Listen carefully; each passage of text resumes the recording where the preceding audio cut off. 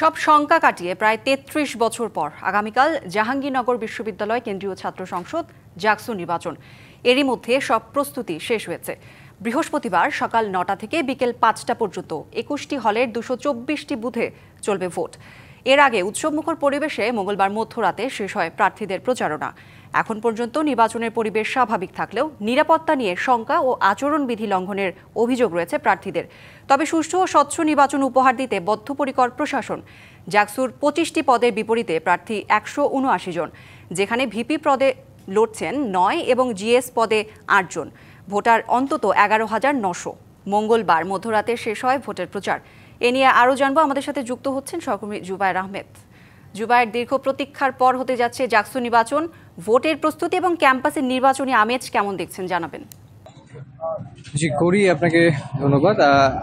যেমনটি বলছিলেন, সবকিছু ঠিকঠাক থাকলে কিন্তু দীর্ঘ ৩৩ বছরের অচলায়তন ভেঙে আগামীকাল ১১ সেপ্টেম্বর কিন্তু হতে যাচ্ছে জাহাঙ্গীরনগর বিশ্ববিদ্যালয় জাকসু নির্বাচন।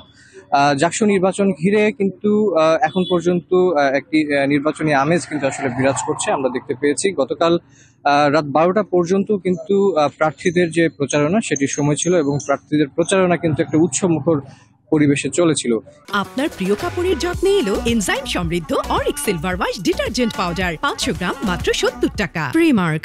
এবং আজকে যদি বলি যে আজকে কিন্তু বিশ্ববিদ্যালয়ের হলগুলোতে ২১টি হলের অর্থাৎ ২১টি কেন্দ্রে কিন্তু আসলে এই ভোট গ্রহণ অনুষ্ঠিত হবে।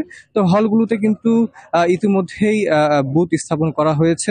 আমরা প্রতিটি হলে প্রায় ১৬টি করে বুথ দেখতে পেয়েছি এবং সর্বমোট কিন্তু ২১টি হলের ২২৪টি বুথ স্থাপন করা হয়েছে।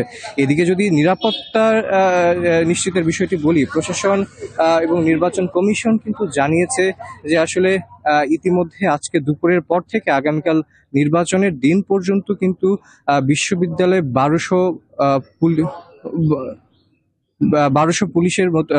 পুলিশ সদস্য কিন্তু মোতায়েন করা হবে এবং একই সাথে বিশ্ববিদ্যালয়ের অভ্যন্তরে নিরাপত্তা কর্মীদের মাধ্যমে কিন্তু তারা বিশ্ববিদ্যালয়ের সার্বিক নিরাপত্তা নিশ্চিতের কথা তারা বলেছেন এবং একই সাথে কিন্তু জেলা প্রশাসকের কাছে তারা নির্বাচন কমিশন কিন্তু সেনাবাহিনী মোতায়েন চেয়ে তারা স্ট্রাইকিং ফোর্স হিসেবে তারা কিন্তু চিঠি পাঠিয়েছেন এবং একই সাথে আমরা আরো দেখেছি বিশ্ববিদ্যালয়ের প্রতিটি পয়েন্টে সিসিটিভি ক্যামেরা তারা স্থাপন করেছে এবং একই সাথে নির্বাচনের প্রতিটি কেন্দ্রের যে জুবায়ের, ধন্যবাদ আপনাকে।